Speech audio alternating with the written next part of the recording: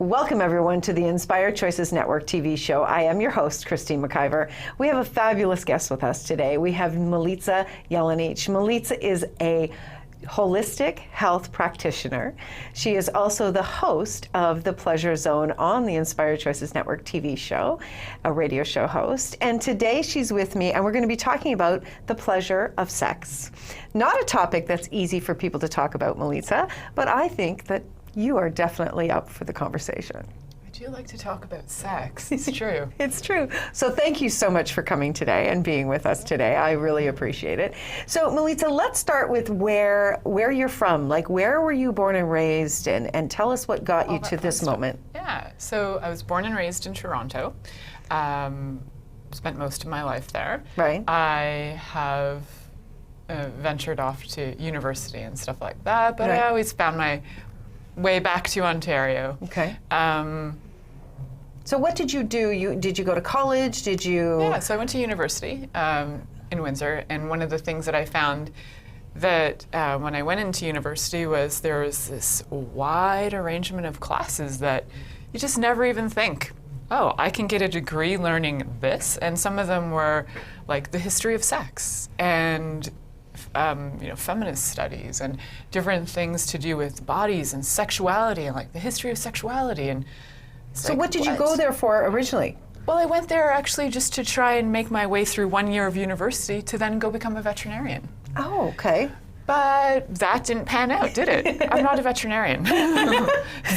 So while you were there, this started to spark some interest in bodies? Yeah, it's actually sparked interest more in the behavior of people and the minds and how people operate with each other and relationships and how people interact. And also looking at historical information and sociological information about behaviors of people, bodies, cultures, acceptable behaviors and not acceptable behaviors throughout history. And it fascinated me, some trends that you could see where, you know, in history there were times in certain countries where it was okay to be homosexual and they maybe didn't even have a word for it, and then all of a sudden it was not okay, and then it was okay again. Wow. And there were these interesting things that I was observing, and even at the time it was, so this was the early 90s, I went to university, and at the time people were just starting to kind of come out of the closet. I know Ellen DeGeneres kind of got kicked out of her TV show at the time for coming out of the closet. So there was, people were coming out, but it wasn't not like it is today, right? And so there's this interesting upsweep in society where it's becoming both more acceptable in some areas, and then in other areas of the world, the persecution is getting stronger. So this polarity is really intense. That's really interesting. Yeah. That's very, very interesting. So you started to be intrigued. Did you actually graduate with a degree in, what was the degree? Not in that though. I graduated with a degree that had an emphasis in psychology, not technically a minor in anything like sexual studies, although all of the classes I took to get that psych degree were based on behaviors like sexual behaviors and things more specific to that. So it's more fascinating to me. Right. So it wasn't just like it wasn't just you were intrigued by sex. It was you really desired to know how we got to where we are. Yeah. And what actually created those changes and choices and so on. That's fascinating. Okay, so you've graduated from college, you have your degree, then where did you journey off to? Well, with a BA in psych, what do you do, right? So I was a nanny for a few years, and I found it fascinating. Again, like, I'm fascinated by people and behavior, and I found it fascinating to watch the development of kids discovering their bodies. Okay. And so I won't name names because but the kids that I looked after, they were curious kids, and they would explore their bodies, and I was always curious to just go, oh wow, so you want to touch yourself, that's totally cool. Is that something you'd rather maybe do privately? Having a conversation with a 3-year-old about touching themselves to not make them wrong about it. Right. I was very aware of how much we make people wrong about enjoying their bodies, that even at that time I was like, how do we not judge people for this? How do we not create stigmas? How do we not, put them in a position where they might need psychological counseling when they're older, right? Yes. For being told how wrong they are. So, is that something that you struggled with as a young child, like learning about your body? Was that something around you in society that was screaming at you, no, you can't touch yourself, sex, there's not really pleasure, you don't really deserve it unless you're married? Were those the stigmas that you grew up with as well? it was, I had an interesting, when I was raised, there was this interesting polarity again. So on the one hand, from my one side of my family, there was a lot of judgment and criticism about bodies, what you wore publicly, how you were perceived in the public. If you wore such a thing, you might be perceived as a prostitute. How dare you go out looking like that? So that was one side of the family. And the other side of my family was very nonchalant about all of it, for the most part, although one of my grandmothers had a lot of rules about bodies and the pleasure with bodies. So I had such conflicting information going on that I really wondered what's true. Like, what is really true for me? Right. And so that led you to the curiosity that kept unfolding and unfolding. Well, you know, in your radio show each week, Milica has so many different topics, which is fabulous. I mean, you've been doing radio for 4 years. Almost and, 5. Yeah. Almost 5 years. Wow, I can't even keep up. And the variety of topics has been fascinating. And you know, I often thought when you first started, I wonder how many topics she will actually have, because sometimes there's hosts that, you know, think that they only have a certain lifespan. And I really didn't. We didn't know each other that well when you first started, and I didn't know your background and how much you actually dive deep into research. And you continue to amaze me with the subjects that you come up with. So let's talk about the pleasure of sex. Let's talk about, why do we need to talk about the pleasure of sex? That's a really great question. So there are so many ways that, and I see a lot of this now, you know, with these apps like Tinder, and people are just choosing sex basically as a way to let off steam. There's no, and that's fine. Like, I don't have a judgment about it. It's just that we're not getting the greatest benefits out of it that we could, right? So people are choosing sex for the release, so that their body can have an orgasm, so that they're choosing it for a physical reason. Yeah. But it's not very pleasurable. Is that what you're saying? Right. Like they're missing a big piece? Yeah, they're missing a massive piece. So there's a level where it's kind of like, for example, like if you were working out and you had a regimen that every day you have to like do this, there becomes a bit of a obligation, right? And so the obligation to orgasm, which I think is really huge right now. So people are forgetting to enjoy bodies and they're going to the obligation of orgasm. And there's a lot of people talking about, like, how do you give a better orgasm? Well, how about if you enjoy your body? Like, how about if you know your body and what your body likes? And what if we just leave orgasm off the table for now? Like, let's get familiar with bodies again. We're so used to being on social media and like not even having like human contact, right? Like, wow, human contact is so unusual. It is unusual. Right? Yes. And like it's even alarming maybe for people to see me touch you on an interview. Like, this doesn't happen, right? Yes. This is awkward. Right. So are we awkward now? Very awkward. And then we're transitioning that awkward when the bodies are actually pulling us to have sex with someone. Then the bodies are awkward as well. Yeah, there isn't a lot of presence that's going on. So, you know, I watch and I kind of observe this, you know, thing with people where they're talking about their sex isn't satisfying. And I'm like, that's very interesting. Are you present? Like, are you actually there? Okay, so what does it mean to be be present? What does that really look like?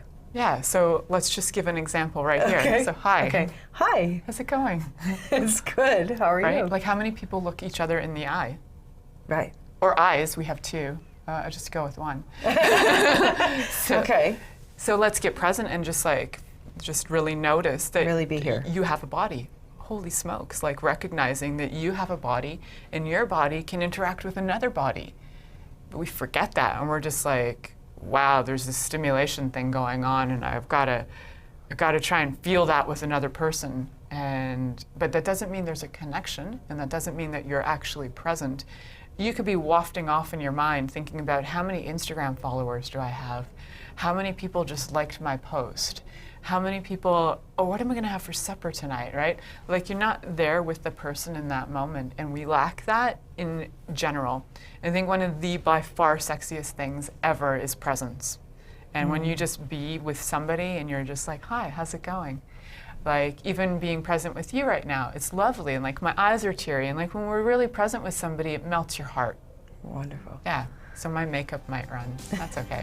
You're amazing. We're going to take a short break. When we come back from the break, we're going to continue to talk with Milica about the pleasure of sex and learn how we can really step into that even more. Stay tuned, we'll be right back.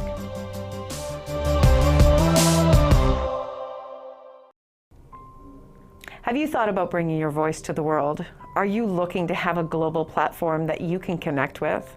At Inspired Choices Network, we create an opportunity for you to bring your voice each and every week to a global platform. We support you, we train you, we bring your podcast out to more than 50 platforms. We are a network of building a community where we're bringing conscious voices to the world. If you're looking to have more of an opportunity, if you're looking to bring what you know to the world, do connect with us. You can contact us at inspiredchoicesnetwork.com, or you can send an email to becomingahost@inspiredchoicesnetwork.com. We'll have a conversation and we'll show you what truly is possible. Welcome back, everyone. So today we are here with Milica Jelenic. We're talking about the pleasure of sex. So before we went for break, Milica, you were talking about presence. Yeah. What was started to come to my mind was when people have a physical desire, right? It's like I've heard people talk, it's like they're serving a master. Like, I have to get laid, I have to get laid, I have to get laid, right? And then after they have been physical with someone, and I'm purposely not using the word intimate, after they've been physical with someone, it's like they draw away, like they run away from connection. They run away from actually being present with someone. They can't actually be with someone. And a lot of people are serial sexual partners. Like they're going One night stands. they're a lot of one night stands because they lack the ability to be intimate. Yes. Right? Like when you're talking about you and I sitting here and talking and being present, this is a level of intimacy. The willingness to be present, the willingness to look each other in the eye, to listen, to respond. Right? Absolutely. How bad is it really out there, Milica, with the lack of intimacy? Honestly, it's devastating, is what I feel. Like, I feel devastated that we have such a lack of intimacy with other human beings on this planet, and you can see how we treat each other. You can see how we treat the earth. You can see how we're treating children. Everything. Like, there's such unkindness. Right. And if we actually were present with somebody, how could we harm them? How could we even want to go out and harm anything that would contribute to them? We wouldn't. So when we're being present with someone, whether it's in a intimate, physical, sexual, or it's just speaking with a friend, what changes for us and what changes for our bodies? So when we actually get physical with somebody, and your body can calm down and be present and not feel like the alarm bells are going off, like you have to take care of certain other things that are going on, like, oh my God, I have to go pay that bill. You know, or running away from being running away intimate. from just even being with that person. Yes. Like, how intimidating is it to look in somebody's eyes this long? Right? It can be very intimidating. Right. So, and this is like the challenge. I challenge people to actually look at your partner's eyes for like 3 minutes, I dare you. Because it can be so intimidating. Right. And I bet that people who have been married for years have actually not looked in their own partner's eyes for even a solid 3 minutes. Right. And if it doesn't just break your heart down and open you up doing that, then maybe stay a little longer. Stay 5 minutes. Right. Stay Keep until challenging yourself. Yeah, challenge yourself to be super present. And when the idea of things like bills or whatever these distractions are that come up, just notice your body again, get present again, look at that person again. You know, just be really with them And if you can maintain being present with them for a few minutes, even like 4 or 5 minutes, can you imagine what it would be like when your bodies actually touch? Like, what's that going to be like? Right. If your heart's already open and you're becoming vulnerable, and your body is like relaxing, so your adrenal glands are not on overdrive, you can actually have like a sense that you're not being attacked by the situation. And there's a lot of attack energy with sex now. It's like the hunter-gatherer is very prominent. Right. Tinder is a hunter-gatherer situation. Right. So when you can be present, you calm down, your body's present, your adrenals are calming down, you've got new hormones going through your body, you've got new signals going into your body that are having your body go, oh, I'm actually safe. Oh, I can have this. Oh, I can maybe feel something on a deeper level. So when your body is feeling like constantly bombarded, it doesn't feel anything other than the desire to survive. Okay. And so what is actually occurring for us health-wise when we stay in that heightened alert, I'm not safe space? It's absolute chaos for the bodies. So for our bodies, for example, and I realize that I talk about it as if it's a separate thing, but I do because so many people have separated themselves from their body. And so when you start to have conversation, like, hi, I have a body, hi, oh, look at that, right? When you start to get that you have that and you're having a conversation with it, and then you start to calm down and your adrenals start to calm down, the effect can be that your body can start to heal. So when your body can be in a mode where it's no longer in survive, where it's no longer like, do I run or do I fight, or do I run or do I fight? And we do it all the time, right? Fight or flight syndrome. Yes. It's really high, and people have anxiety up the yin yang right now. It's like crazy. Yes. So when we can actually stop, be present, be aware of what's going on, and check your environment. Like, is there actually any threats going on? Is that real? Like, is that a real threat? And you get, oh, it's not. Cool. And then you can be present. Your body can heal. Your body can connect with other bodies more intimately. Now you've got the happy hormones running through your body. So having sex with a happy body is way more fun than having sex with a sad and painful and miserable body. I don't know about you, but right. What do you have more fun sex with a happy body, or? Absolutely. Right. And so, for me right now, what I'm curious about is the real pleasure piece. The real pleasure piece, and how much pleasure is it for our body when we are present? How much more pleasure can we actually invite into not only the act of sex, but take that with us as we go on about our days? So pleasure. So how do we actually have pleasure in our lives, right? Yes.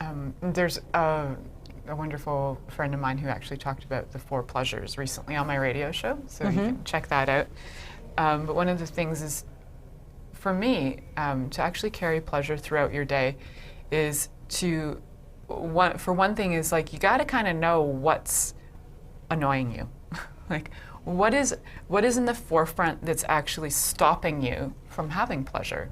So, is it the laundry that's just aggravating you? And if it is, I have this very wise friend who taught me about this trick to actually approach the things that are kind of in your face that are really, I guess it would be more like struggles for you in the day. So if you're looking at it and you're like, that's a really daunting task, I don't want to deal with that. Yes. Well, that daunting task is going to be obsessive in your mind, right? Yes. So once you can start to deal with that, then your body can have a sense of relief, and then the pleasure starts to kick in, right? Okay. So I think one of the things is to look at the daunting tasks, and it's not that you have to do them fully completely, right? It's just start to approach them, even make a list of them so that you can get a sense of how many things are daunting to you, and then so you're make your way talking, through again, you're talking about presence. Yes. You're talking about don't avoid, look at what's here, look at what's bothering you, look at what you desire, and really continue to check in with our bodies. I think if someone has had a severe fight or flight fight or flight situation, they will definitely be able to tap in to know what that feels like. It can be massively overwhelming. And I absolutely know that it can affect the body in big ways. So the pleasure of sex, I mean, you and I could talk about this for days, and we do. And what I really love that you do is when you're on the radio show, when you're working one-on-one with someone, I know that you are looking at the whole life of that individual. So people can connect with you, right, Milica? What is your website? So it's www.milicajelenic.com. Okay. And you do one-on-one coaching with individuals. Yes. You work with their bodies. You do a lot of different things. But you do connect and work with people who are struggling to get to that space of pleasure with their bodies and pleasure with their sex, right? Yes, That's fabulous. I mean, and you don't have to do this in person. No. You can be talking with them. You do this over Zoom or over Skype. You can be working with someone and really helping them to move into that space. You know, I've heard you recently talking about children and how we have not taught these children how to begin to learn how to enjoy their bodies and to be present. And so that we're not finding a whole mass of adults out there that are really, really struggling with health, with joy, with pleasure, with sex, with all of it. I think that's fantastic. Truthfully, what you're doing in the world, Milica, is changing the world. You are inspiring people to have more pleasure in their lives, and not just in sex, but also in sex. Yeah, I think a lot of times we'll exclude that component, you know. You go to the doctor, they don't often ask you about your sexual health or your sex life unless you're saying you have an issue with that. Yes. And to me, that's a massive component to the holistic approach to your life. I completely agree with you. I've spoken with so many women over the last several years that they literally say, yeah, I'm not having sex. I'm not having sex. A lot of people, men included, are not having sex. They've cut that completely out of their life. When you hear somebody has completely cut sex out of their life, what's the first thought that comes to you? Sometimes I feel like rescuing them, and then I go, stop, not your job. But Right. I just feel like educating them, and if they're open to it, I do. There's such a part of them that I'm aware that they're cutting off. Like, why would you cut off your arm if you didn't have to? Like, is there a bonus to just chopping this off and going, I'm going to walk through the world knowingly amputating my arm for no particular reason? But we do it with our genitals. We just cut them off. We're like, nope, they're so wrong and bad. I've got to cut them off, and they don't exist anymore. Yes. Yeah. I think it's also fascinating that you pointed to the fact that we've never been more open to these conversations, more open to people's choices on their, their sexuality and sharing what their sexuality is and their choices are, and yet we have a huge pushback that's happening as well. There's a country where they're stoning people if they actually have had anal sex, and if they admit that they're gay. Sometimes I believe that things have to get really loud for people to wake up and for people to really take a step to contribute. So I appreciate so much what you do in the world and what you share on the network. You are a gift. Thank you. Thank you. Thanks for Now you're gonna having make the me cry. platform for it. Yes. Well, Milica, you know what? I'm excited to see what's next with you because you're always on the creative edge, and we'll definitely get that out there for all of our listeners and our viewers too. So you definitely want to connect with Milica. She is such a gift and such an ease. Check out her radio shows. Give her a call. Who do you know that could have more joy and pleasure with their lives, with their bodies, and have some fun that would be a great gift to everyone around you. So please do check in with us next week where we'll have another inspiring guest who's inspiring the world around them. Take care.